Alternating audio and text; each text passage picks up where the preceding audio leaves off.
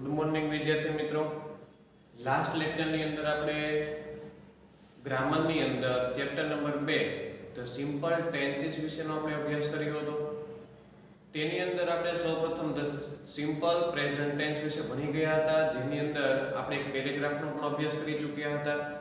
તો આજે જે ધ સિમ્પલ પ્રેઝન્ટ ટેન્સનો એક પેરેગ્રાફ બાકી છે તેના વિશે આપણે આગળ ચર્ચા કરીશું. ત્યાર પછી આપણે સાદા ભૂતકાળ વિશે પણ આજે ભણવાના છીએ. તો સૌપ્રથમ આજે આપણું ટાઇટલ છે the simple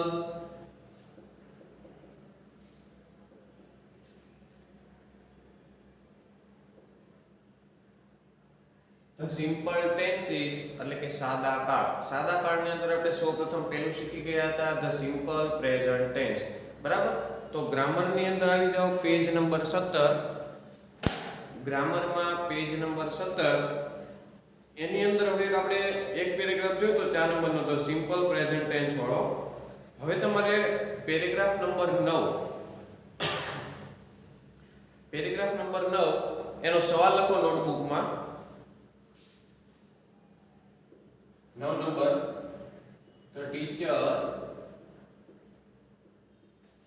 told a story.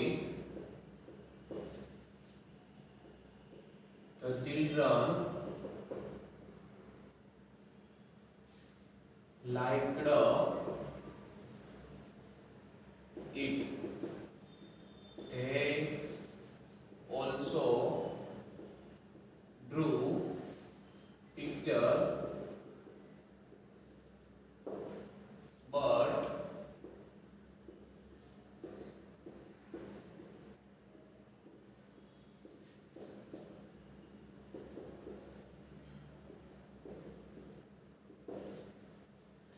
ચાલો વિદ્યાર્થી મિત્રો, હવે તમે સવાલ આપેલો છે the teacher told a story, the children liked it, they also drew pictures, but Ajay made a small puppet. બરાબર છે. હવે તમને બ્રેકેટમાં એવું કીધું છે change into the simple present tense. તો તમને કીધું છે તો સિમ્પલ પ્રેઝન્ટ ટેન્સ ની અંદર તમારે ફેરવવાનું છે. તો સૌથી પહેલા ધ સિમ્પલ પ્રેઝન્ટ ટેન્સ માં ફેરવવાનું હોય તો તમને એની વાક્ય રચના આવડતી હોવી જોઈએ. તો સિમ્પલ પ્રેઝન્ટ ટેન્સ ની જે વિધાન વાક્ય રચના છે એવું કહે છે સૌપ્રથમ કર્તા પ્લસ V1 કે SKS વાળું રૂપ આવશે, ત્યાર પછી કર્મ અને ત્યાર પછી અન્ય શબ્દ. તો આપણે પહેલા વાક્યનો જવાબ બનાવીએ અને સૌપ્રથમ વાક્યમાંથી પહેલા કર્તા લાવીએ. તો વાક્યમાં કર્તા છે ધ ટીચર. તો ધ ટીચર એટલે કે હી કે સી હોઈ શકે. તો હી કે સી ની સાથે SKES વાળું રૂપ આવે તો તમને આપ્યું છે ટોલ્ડ. હવે કાળ કયો આપ્યું છે તમને સવાલમાં? તો જો તમને આપ્યું છે ટેલ નું થઈ ગયું ટોલ્ડ, તો આને કહેવાય ભૂતકાળ. કયો કાળ કહેવાય? ભૂતકાળ. તો ભૂતકાળને તમારે સાદા વર્તમાન કાળમાં લાવવાનું છે. તો હવે ટેલ નું થશે ટેલ્સ, કેમ કે SKS વાળું રૂપ લાગશે, કેમ કે આગળ તમને હી કે સી આપેલો છે એટલા માટે. ત્યાર પછી ટેલ્સ અ સ્ટોરી. ત્યાર પછી બીજું વાક્ય. બીજા વાક્યમાં કરતા છે ધ ચિલ્ડ્રન. ચિલ્ડ્રન પછી તમને આપ્યું છે લાઇકડ. હવે ચિલ્ડ્રન એટલે બાળક કે બાળકો? તો કે બાળકો. ચિલ્ડ્રન એટલે કે બહુવચન છે તો તેની સાથે ક્રિયાપદનું મૂળ રૂપ આવશે. એટલે કે લાઇકડ છે તો એનું મૂળ રૂપ થશે લાઇક. બરાબર છે, લાઇક ઇટ. આ બીજું વાક્ય પૂરું. ત્યાર પછી ત્રીજું વાક્ય, તેમાં કરતા છે ધે ઓલ્સો. હવે કરતા તમને આપ્યો છે ધે, તો આઈ વી યુ અને ધે. આની સાથે આવે ક્રિયાપદનું મૂળ રૂપ. બરાબર. તો તમને ડ્રુ આપ્યું છે ડ્રુ, તો ડ્રુ નું હવે રહેશે ડ્રો. ત્યાર પછી પિક્ચર નું પિક્ચર, આવી રીતે. ત્યાર પછી બટ અજય છોકરો છે, છોકરો એટલે કે હી. હીની સાથે V1 આવશે કે SKES, તો કે SKES વાળું રૂપ. હવે મેડ છે, મેડ એ તો ભૂતકાળ છે, તો ભૂતકાળનું તમારે પહેલા તો V1 તમને જાણવું પડશે, તો એનું થાય મેક. તો મેક MAKE. અજય નામ છોકરો છે, તો એની સાથે SKS વાળું રૂપ આવે તો મેકનું થાય મેક્સ. ત્યાર પછી આવે અ સ્મોલ પપેટ. ચાલો નોટબુક ની અંદર ફટાફટ પહેલો પેરેગ્રાફ અને તેનો જવાબ ફટાફટ કમ્પ્લીટ કરો.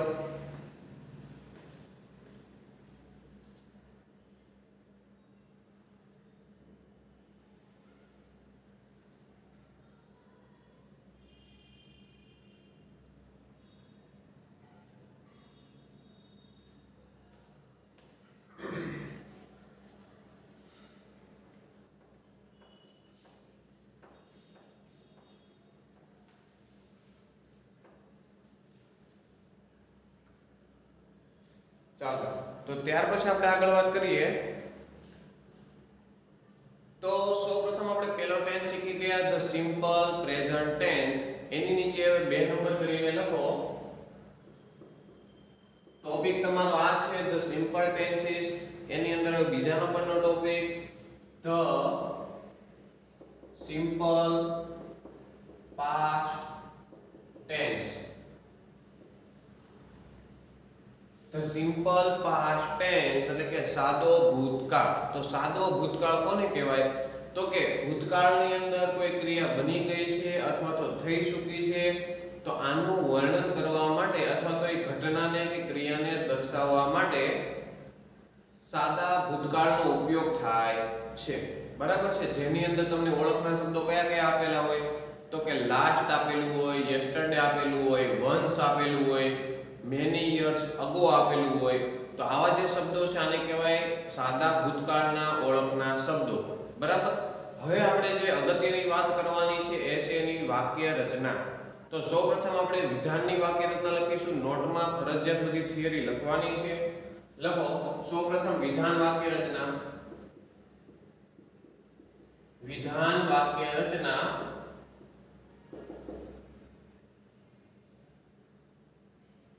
વિધાન વાક્ય રચનાની અંદર સૌપ્રથમ આવશે કર્તા પ્લસ V2 પ્લસ કર્મ પ્લસ અન્ય શબ્દ. ત્યાર પછી પ્રશ્નાર્થની વાક્ય રચના.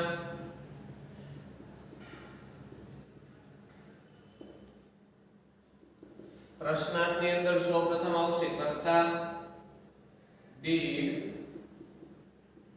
પ્લસ કર્તા પ્લસ V1 પ્લસ કર્મ પ્લસ અન્ય શબ્દ અને છેલ્લે આવશે પ્રશ્નાર્થ ચિહ્ન. ત્યાર પછી નકારની વાક્ય રચના.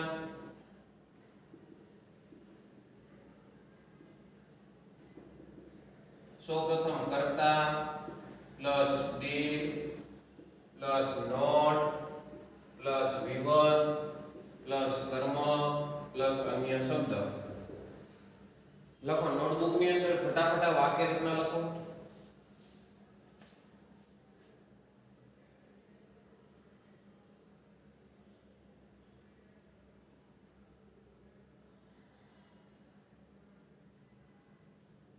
તો ચાલો સૌપ્રથમ આપણે પહેલી વાક્ય રચના વિશે સમજીએ. વિધાન વાક્ય રચનાની અંદર સૌપ્રથમ પહેલા કર્તા આવશે, ત્યાર પછી તમારું જે રૂપ છે, જે ક્રિયાપદ છે એ ભૂતકાળમાં ફરી જશે. તો જેટલા તમને હવે ક્રિયાપદ જોવા મળશે એને તમારે ભૂતકાળમાં ફેરવવા પડશે. હવે ધોરણ 9 ની અંદર તમને કોઈ પણ પ્રકારના ક્રિયાપદની માહિતી આપી નથી, કેમ કે તમે ધોરણ 8 ની અંદર આના નિયમનો તમે અભ્યાસ કરી ચૂક્યા હતા. એટલા માટે તમને ધોરણ 9 ની અંદર આના કે V1 માંથી કઈ રીતે V2 માં આવે તેની કોઈ માહિતી આપવામાં આવી નથી. તો તેના વિશે આપણે થોડી બેઝિક માહિતી મેળવી લઈએ, પછી આપણે આગળ વધીએ. તો ભૂતકાળનો રૂપ બનાવતી વખતે આપણે કયા કયા નિયમોને ધ્યાનમાં લેવાના છે?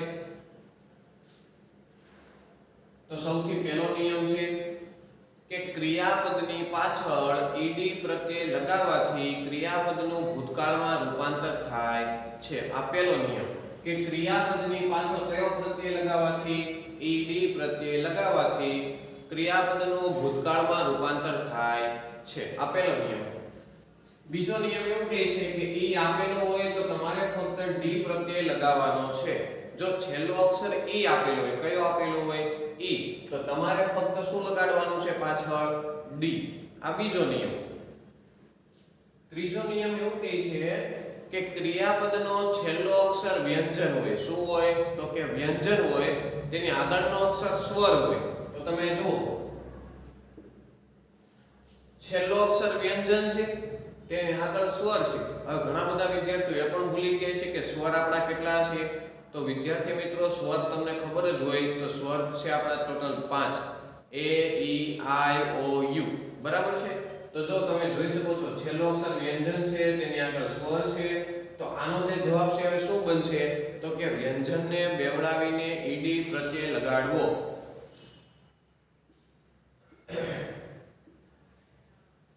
જો બરાબર.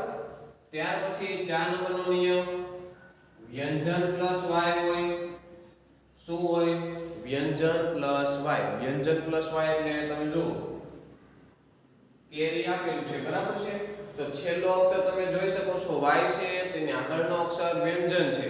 તો હવે જ્યારે તમને આવું દેખાય કે છેલ્લો અક્ષર વાય હોય, તેની આગળનો અક્ષર વ્યંજન હોય, તો વાય ને દૂર કરીને વાય નો શું કરવાનો? આઈ. પછી શું લગાડવાનું? તો કે ઈડી. બરાબર છે? ત્યાર પછી 5 નંબરનો નિયમ, સ્વર પ્લસ વાય હોય. શું હોય? સ્વર પ્લસ વાય.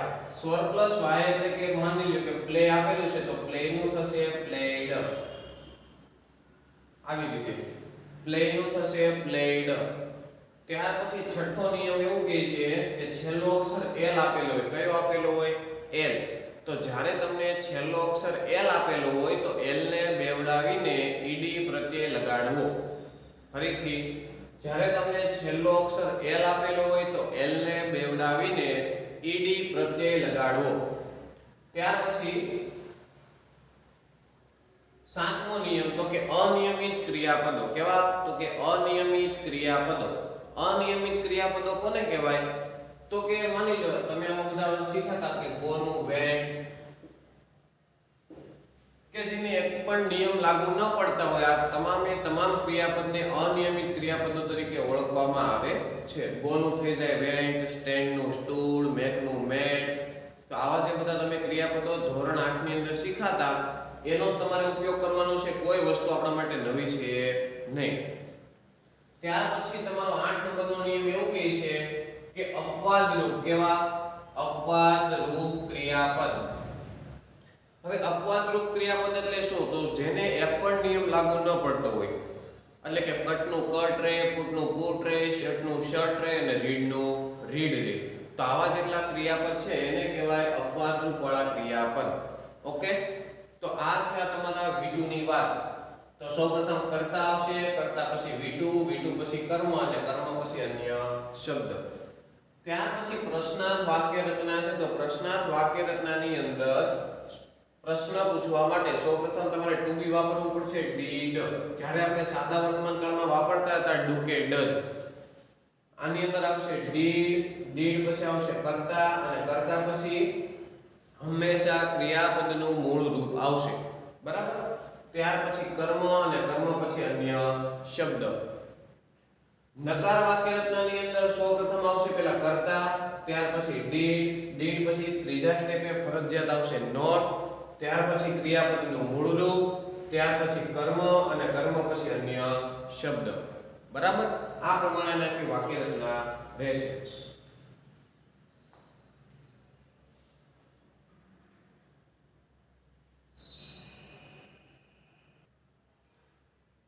હવે વિદ્યાર્થી મિત્રો, ગ્રામરની અંદર પેજ નંબર 17, જે નવી ગ્રામર છે એ લોકોને પેજ નંબર 17 હશે.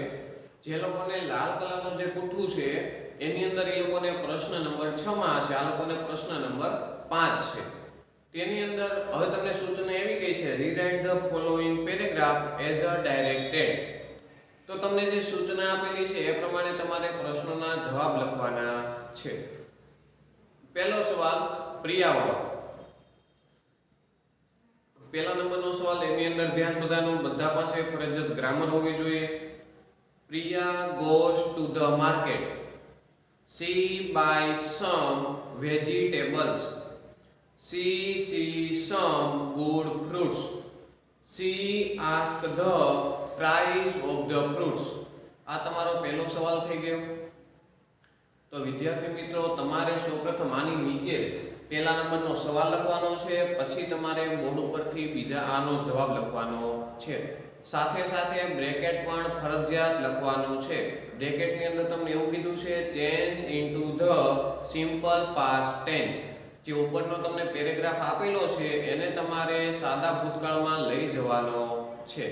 તો સૌથી પહેલા મને એમ કહો કે તમને જે સવાલ આપેલો છે એ સવાલ કયા કાળનો છે. તો તમે ક્રિયાપદ જોશો તો તમને ખ્યાલ આવી જશે કે એસકેઈએસ વાળું તમને ક્રિયાપદ આપેલું છે. તો એસકેઈએસ વાળું ક્રિયાપદ એને કહેવાય સાદો વર્તમાન કાળ. તો સવાલ જે છે એ તમારો સાદા વર્તમાન કાળમાં છે. હવે તમારે નીચે તમને એવું કીધું છે change into the simple past tense. તમારે તેને સાદા ભૂતકાળમાં લઈ જવાનું છે. બરાબર. તો પહેલી લીટી પહેલો જવાબ.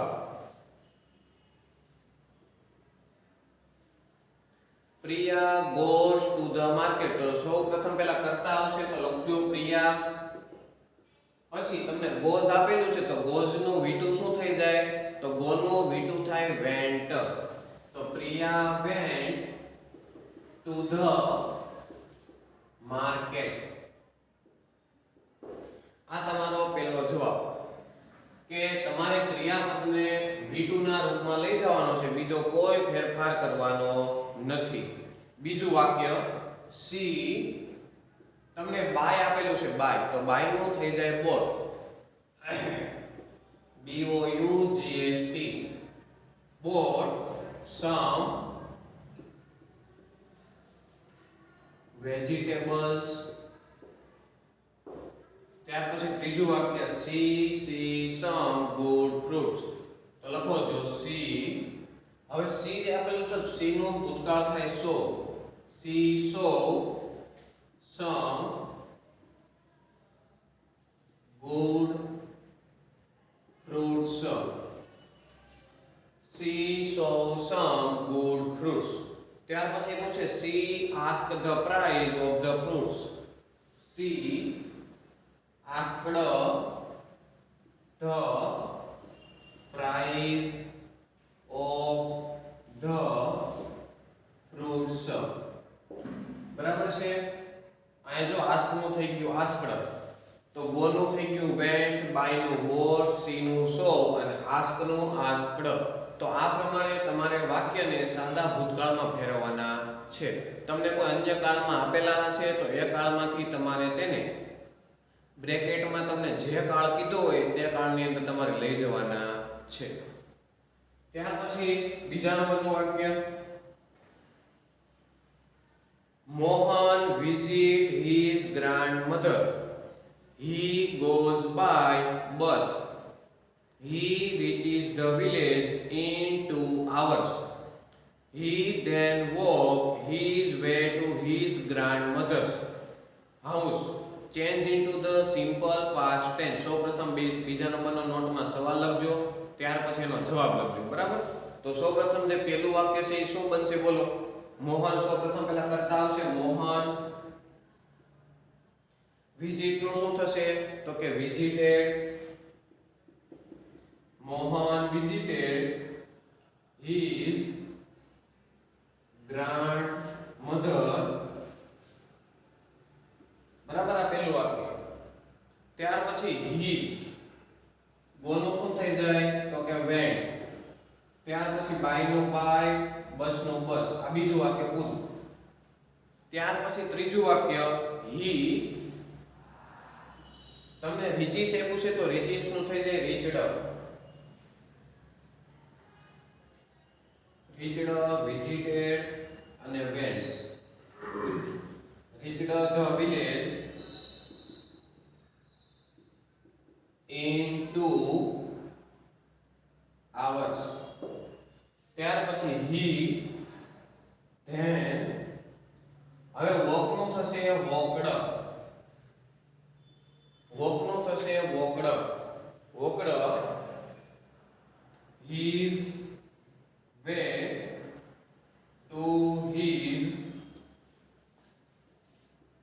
grandmother's house. બરાબર લખો ચલો ફટાફટ.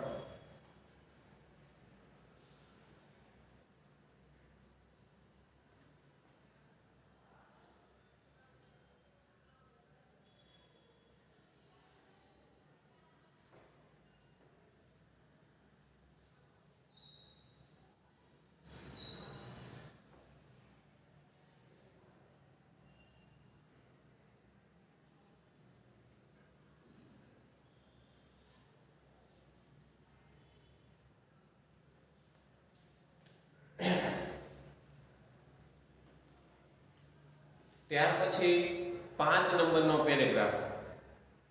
The old man carries a basket on his hand. It is full of fruits. The man gives some fruits to the children. They eat them happily.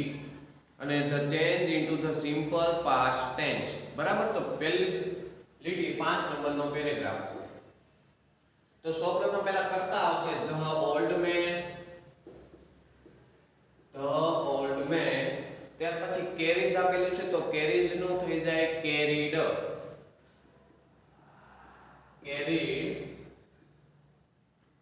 a basket on his head. ત્યાર પછી ઈટ આપેલું છે. હવે તમને જો એમાં is આપેલું છે. શું આપેલું છે? is. તો સાદા વર્તમાન કાળના ટુ બી ના રૂપ છે am, is, are. જ્યારે સાદા ભૂતકાળના ટુ બી ના રૂપ છે was અને were.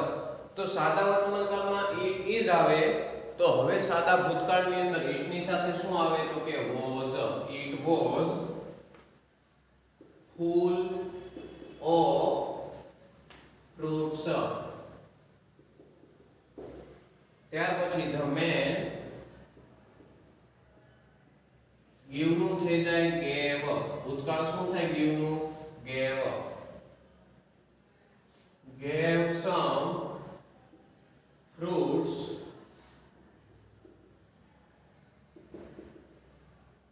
to the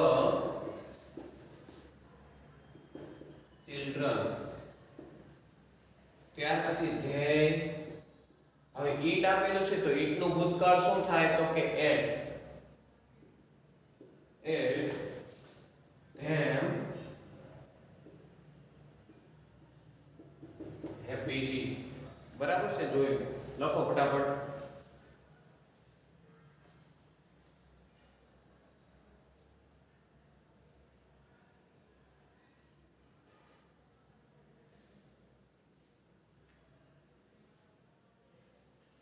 ત્યાર પછી 6 નંબરનો પેરેગ્રાફ.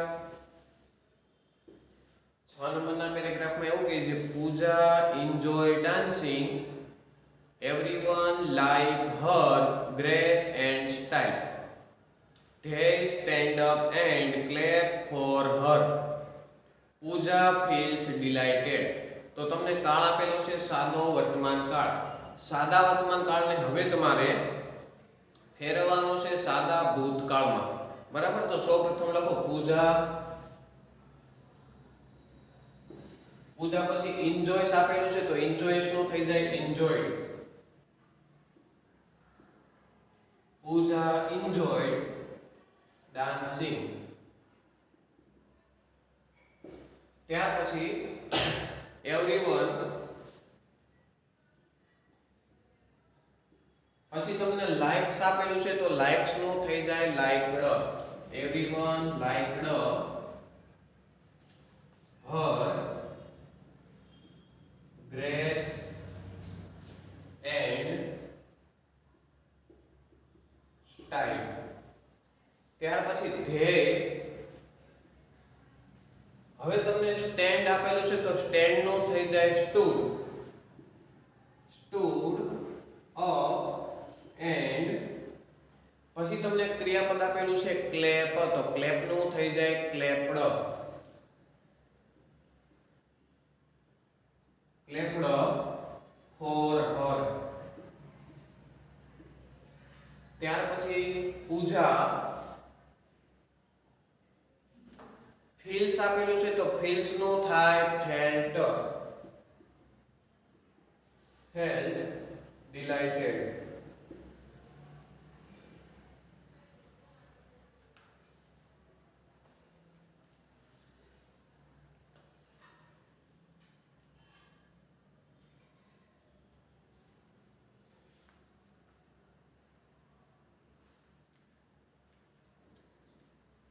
ત્યાર પછી સવાલ નંબર લખો 8.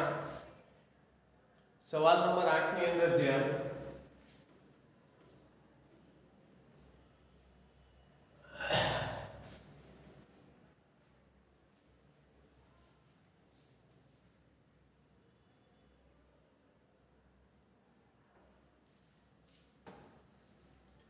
એની અંદર તમને એવું કહે છે Mehul will meet the teacher.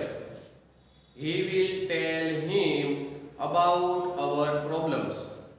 He will give a letter to the teacher. The teacher will then advise us what to do. Change into the simple past tense. 8 નંબરમાં તમને જે પેરેગ્રાફ આપેલો છે કયા કાળનો છે? જો એમાં સેલ કેવિલ લાગેલું છે પ્લસ ક્રિયાપદનું મૂળ રૂપ આપેલું છે તો આને કહેવાય સાદો ભવિષ્યકાળ. હવે તમારે ફેરવવાનો છે કેમાં? તો કે સાદા ભૂતકાળમાં.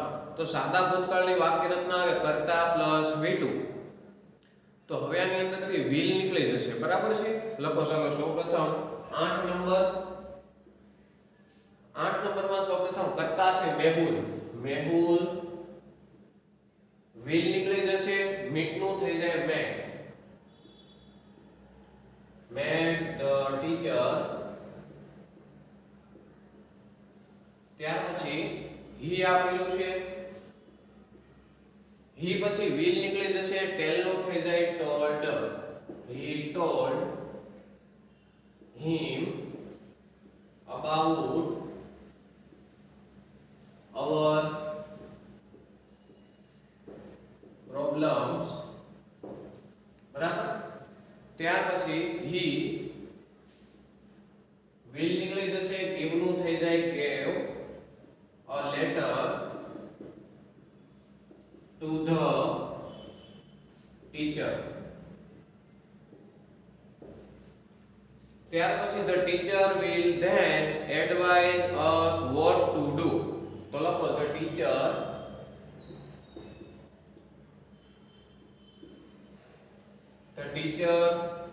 will નીકળી જશે, લખો then advise નું થઈ જાય advised us what to do. આ પ્રમાણે આખું વાક્ય રહેશે.